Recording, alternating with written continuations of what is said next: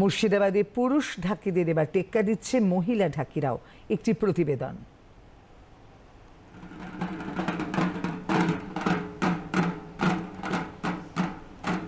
মেয়েরা আজ কোনো কাজেই পিছিয়ে নেই।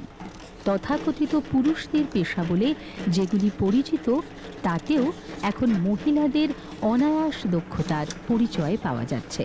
পুজো আসতেই ব্যস্ততা মহিলা ঢাকিদের গ্রাম মুর্শিদাবাদের রাইহাটে। পুরুষ ঢাকিদের এবার টেক্কা দিচ্ছে মহিলা ঢাকিরাও। সংসারের কাজ সামলে তাদের মহড়া চলছে জোর কদমে।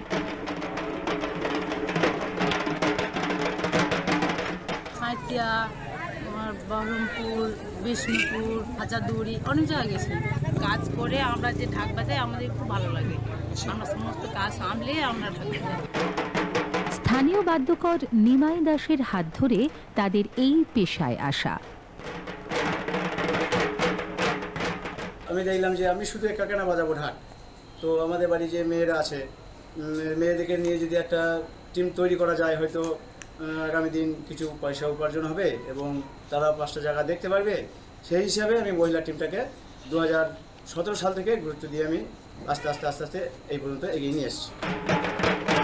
গ্রামের মহিলা ঢাকিরা এবছর ভিন জেলার দুর্গাপুজোর মণ্ডপে ঢাক বাজানোর বরাত পেয়েছেন।